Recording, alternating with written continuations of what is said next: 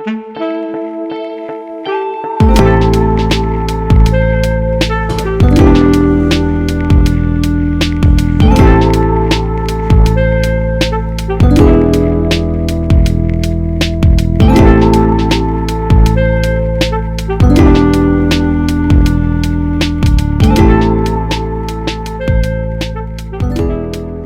everyone. So today I'm going to be doing an unboxing for the first time and review of a mic that I've bought, the RØDE NT-USB, the standard one, not the mini. So this is the unboxing segment, and I'm going to be doing this obviously with the mic from my iPad, so you're going to get a kind of contrast between this, and once I've unboxed this I'm going to start using the mic in a new shot. So you'll be able to see the difference in audio quality from the standard iPad mic to this one. So here you go. Let me start doing this. Maybe I should have taken it out of this first, but anyway.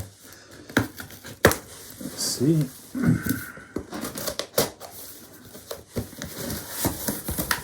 All right. Big box for a smaller box.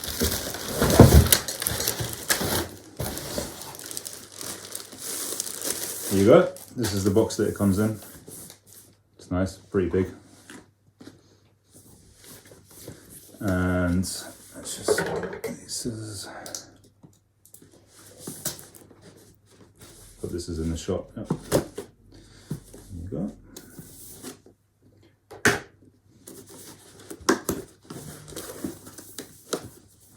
Okay. I always end up tearing these when I don't want to tear it in case I have to send it back for any reason, but all right.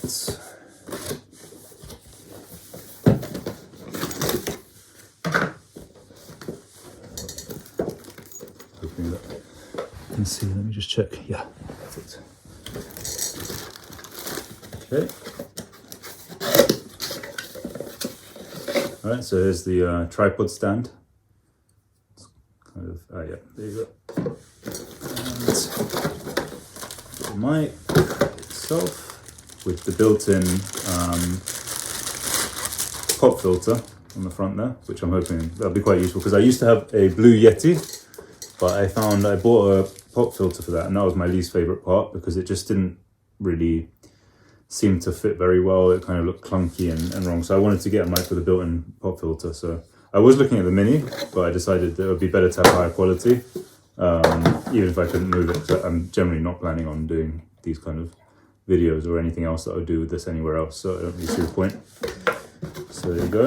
It's got a kind of, I guess this is a carry pouch, although it doesn't really look like it will actually fit. It's a bit weird. Anyway, okay, so I'll get this screwed on and then set up, and then I will test it a little bit, see how the sound sounds to me and everything. Oh wait, actually let me just do a first impression. So kind of first impressions, it feels pretty solid, kind of heavy, which is probably a good thing. It comes with this, and just the build quality feels very high, like I have to say, like straight out the box. Like this is all kind of metal, the knobs are nice and smooth. Move them. Yeah, it feels great, to be honest. I'm feel pretty happy with this just from looking at it, and I'm very excited to start using it. Don't really know what else I can say about it actually in terms of first impressions apart from that. Nice and weighty and quality feel. But yeah, I'll get it set up and then I'll do the sound test and everything. See how easy it is to set up as well. And yeah, then I'll do a proper review of it. All right, be back in a second. Okay, so it's been a bit of a while since I did my unboxing video, and from what I remember, I kind of pointed out that it feels like first impressions are that the mic feels quite kind of sturdy and heavy, and it's fairly large. But I want to start off this kind of fuller part of the review by pointing out that I'm doing it from quite a narrow kind of viewpoint. of someone who's trying to use this mic to create YouTube videos on my iPad Pro specifically, rather than on a MacBook or any other type of laptop or computer. So you should watch this review with this in mind. And also that I'm not a kind of microphone or audio expert, so I'm not really going to be doing an in-depth review on the kind of audio quality or anything like that. In fact, I'm going to kind of just let the video speak for itself on that, mainly. So I'm going to plug in the mic now. So I've been using my iPad's kind of, audio input, like the mic on my iPad. And right now I'm going to plug in this mic so you can kind of start to hear the difference between the two. Okay, so there you go. It doesn't quite fit in the kind of lens, so I'm probably going to do some kind of overlaid videos on this video. But you can just see the kind of like back of it and the knobs here. So I'm going to move on to the positives of the mic as far as I can see them. The first positive is obviously that it feels well made. I did kind of point that out when I was opening it, but it does feel pretty hefty, kind of solid. I would have this, if I was trying to develop a kind of professional studio or something like that, then yeah, this does seem like the sort of mic I would want to buy for that. The sound quality seems good to me. I'm not going to go into an in-depth kind of review of that, as I said, because like I just basically don't really know. I don't know enough about like these sort of products to kind of distinguish. But from the reviews I've seen, and I have seen some reviews that kind of go in depth on it and test it against other mics and stuff like that. Yeah, it seems to stand up pretty well. I bought it in part because it said that some mics said that people said that they didn't replicate kind of deep voices well. Or they didn't work with deep voices, and obviously mine is quite deep, so I thought the fact that people said that this mic was good for that was kind of appealing to me. The cable's very long, so some people might find that useful. It's like very, very long. You can see the amount of, let me just put this in front of the camera, the amount of cable that you've got here, spare, is huge. You could pretty much run this right across quite a large room. So if you have a kind of fancy studio setup or anything where cable length is a consideration, then that seems like a positive to me. It's just generally nice to look at, so I'm going to pick it up. There might be some sort of interference, but yeah, it looks very professional. And just generally, like, I like the way that the pop filter is kind of automatically attached to it. It looks much better. For instance, I used to have a Blue Yeti mic, and especially once I bought a pop filter for that, it just seemed very kind of haphazard, not very well put together. But this one, because of the fact that the pop filter is kind of automatically attached to the mic, I think it just gives it a much nicer feel. So yeah, I think it looks good, and the RØDE kind of logo here, it just looks well done. I like the shape of the kind of not the symbol but the writing as well and everything. Like in general, I think the little kind of cross through the O is appealing to me, so maybe that influences me on that. But yeah, it just looks very professional and feels very professional. And then also the fact that because it's a USB mic, it's pretty much just plug and play. So you just plug it into the iPad, and you kind of or whatever you're using it with, and you're basically ready to go. Even just now, I plugged it into my hub going into my iPad to convert the USB, and yeah, just straight away, even during the video, the light comes on and you're recording on the mic. So that seems pretty good as well. So that's kind of all the positives for me, and obviously the audio quality will be the main one for a lot of people, so I think people should bear that in mind. However, I'm going to move on to the negatives. Again, I want to emphasize that this is for someone who's using it for the purpose that I am, which is making YouTube videos using an iPad Pro. So the first thing that I find to be a negative is the use of a proprietary cable. So I was hoping that, on the end that went into the mic itself, it would be a USB, kind of standard USB, or maybe USB-C or something like that. I know that on the mini version of this, which I'll get onto, I might exchange it for, has a USB-C connection on the mic end. But this one seems to have it has a proprietary connection. I'm just going to unplug it and plug it back in so you can see it. See that?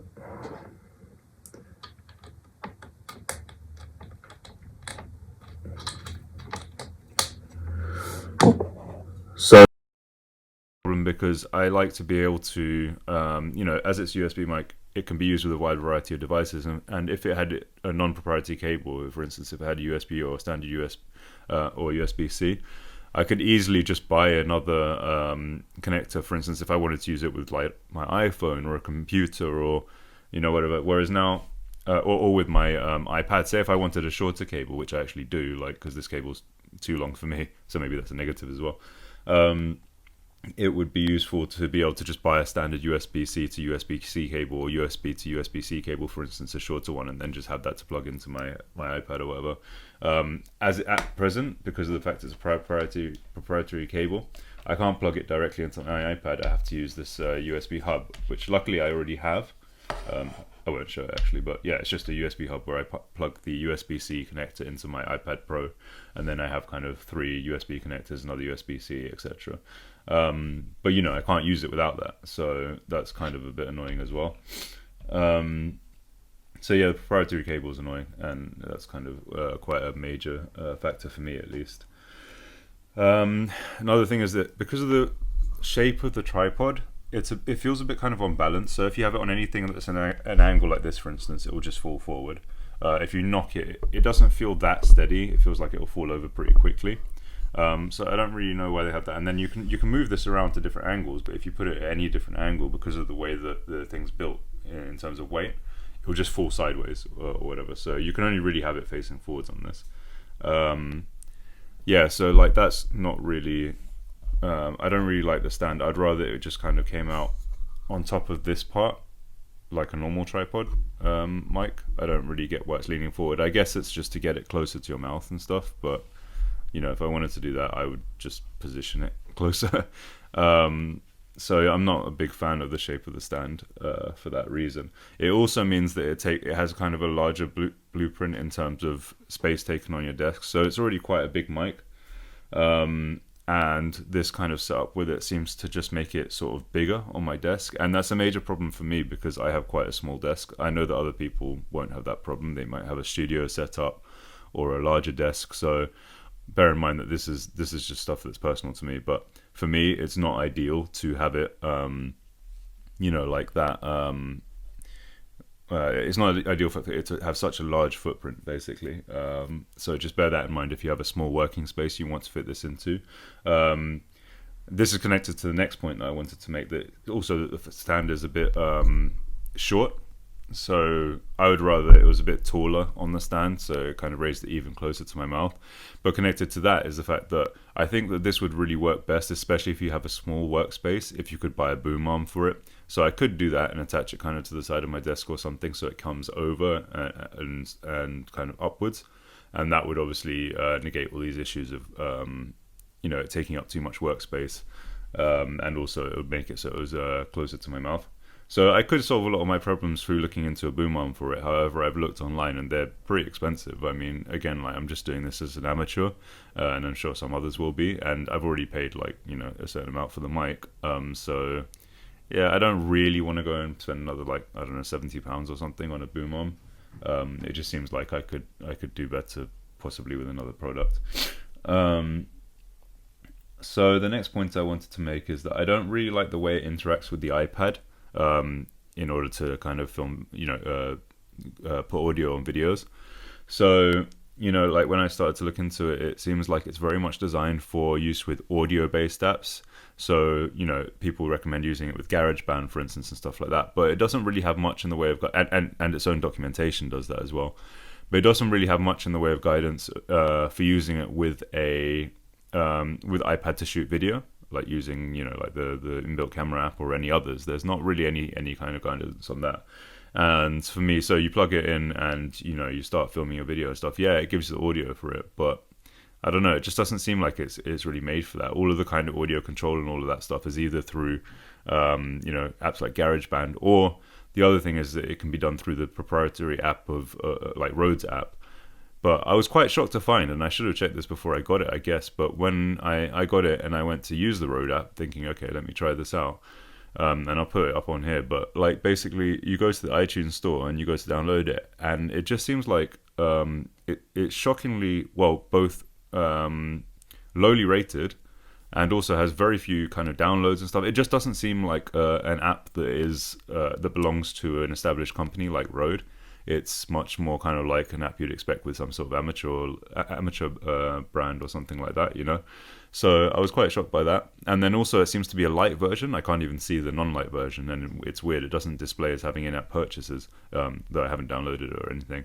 And that just seems really shoddy to me. I mean, you've bought a really, you know, fairly expensive piece of kit and stuff, and then you're expected to download this version with of the app with kind of core features or whatever, and then I guess to download another app that possibly, I don't know, might have a one-off or a subscription service or something. It just seems really like kind of amateur.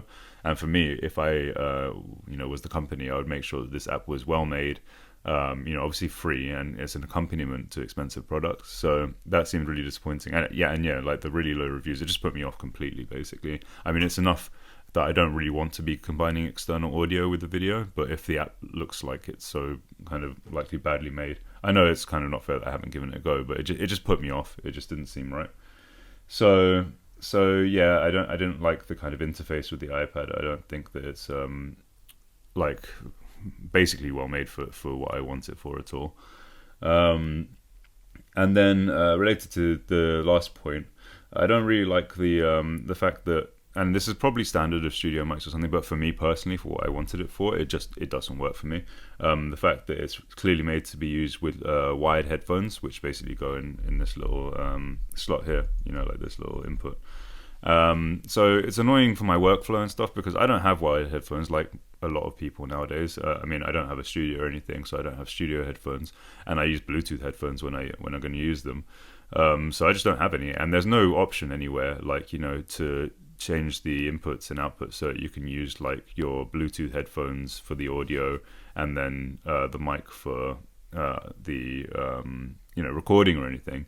It's like you need to use a wired headphone or nothing. And even worse still is the fact that you can't, and I guess this is to stop there from being any kind of audio feedback loops or anything like that, but you can't switch it so you're just using the mic for recording and the device audio, for in my case the iPad audio as audio output. So that's just really annoying, because it means that every time I record something or like want to change to listening to something or anything like that, or even just want to listen to stuff while my mic's plugged in, I have to unplug the mic. So I'm kind of like having to plug the mic in and unplug it and plug it in and unplug it, and that's just really irritating for me. And it also makes these knobs kind of, you know, superfluous, basically, because they're all for changing the balance of audio, you know, with in comparison to the mic, so is it the audio from the headphones in comparison to the mic, and like the mix of the audio from post-process, I don't know, some processing things that are pretty technical, and again, probably great for someone with a studio and everything, but for me, I would much rather these controlled just like mic gain or something. Like that would be useful to me, because it would be like, I could turn the volume, the amount that the mic's capturing up or down, but there's nothing for like that. It's all about the audio mix in the headphones. So just no point really, basically. And again, like I did know this before I bought it, so it's partly on me, but I just hope that, I don't know, some way I'd find them useful, and I don't at all. So yeah, that's kind of a shame. And again, some of it's probably to do with the way the iPad's set up and everything. But bear in mind again that I'm doing this review from the perspective of someone who wants to use this wanted to use this for YouTube reviews. The other use that I did have in mind for it a little bit was for use with the PlayStation 5. So I have a PlayStation 5, and I thought, okay, well, even if this is kind of only useful in a basic sense of recording audio on my iPad, etc. I could still, if I could find a use case for it for my PS5 as well, then it could still be useful, because I could use it like that, just like a very basic function of recording audio for my videos, etc. And then on my PS5, my idea was that, so sometimes I have friends around or something, and there's other friends that we have like in another house, and the only way I have right now to play PS5 and talk to those friends on the chat while we're playing it in my house is like if we're playing online, is basically to kind of use my USB headphones and change the not USB headphones, sorry, my Bluetooth headphones for the PS5, and change the input to the mic on them and the output to the TV, And then you got echo, and then you've also got the fact that that mic's not great at picking up because it's on headphones. It's better for picking up speech right next to it, so they can't really hear everyone in the room. So I thought, okay, like maybe this would have a use case in terms of I could like put it kind of a bit far away from the TV, but it would still pick up people's voices and everything like that. So then we could have a chat kind of, and we could hear them out of the TV, and it would be much more of a kind of social event or whatever. But then, I mean, this is quite predictable, but I'm just saying in case anyone had the same idea.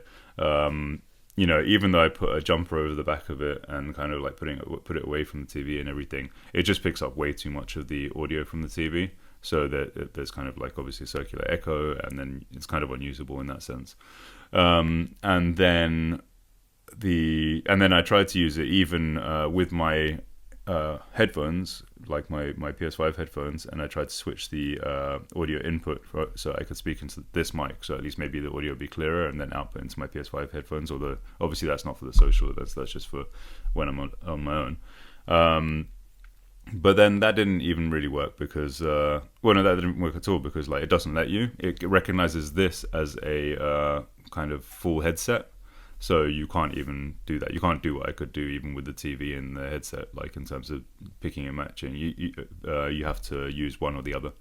So it's basically for the PS5. I don't see really any use for this, unless again you want to like buy it, use it as a mic and get some studio headphones for it, or like some wired headphones, which for me would just be loads of extra purchases. So there's no point. So that's basically all the negatives. As you can see, I'm not really keen on this because it just doesn't work for what I want to use it for. But in terms of lifestyle and uses, yeah, I'm sure that it has its uses, as I say, for people who have a recording studio or want quality audio podcasts or to record music, for instance, using GarageBand or other audio apps. Or just to make content in general. If you have a MacBook or something like that and you're a kind of serious content creator, it'll probably be fairly useful for you. Like it has all the features that I think it needs to have as one of these mics. Just make sure you look into the features in detail before you get it and everything. And I could obviously use it to record YouTube videos with higher quality audio than the built-in audio on the iPad if I wanted to. If I wanted to prioritize sound quality over kind of ease of use or anything like that. And I'd certainly recommend it to anyone who has a proper setup with a lot of space, enough space to make it not unwieldy in that space, or kind of specialized studio or specialized recording areas or a booth or anything like that, or who want to use it with a boom arm in the way that I kind of suggested earlier. It's a fine studio mic, I'm sure. In terms of value for money, I also don't find it very expensive. I mean, like as a mic that will give you studio quality sound if it is if you have the right use case for it.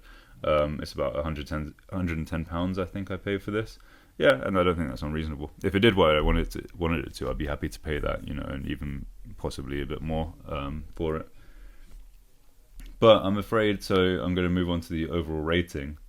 And as far as I'm concerned, for the use case that I have, so for YouTube video recording using an iPad Pro, I'm going to give it quite a low 4 out of 10. I can't give it lower than that because obviously like it's not a bad product, but for what I want to use it for, it can't really be higher than 4 out of 10 because it just doesn't work for what I'm doing, and I'd have to make a lot of concessions in order to use it.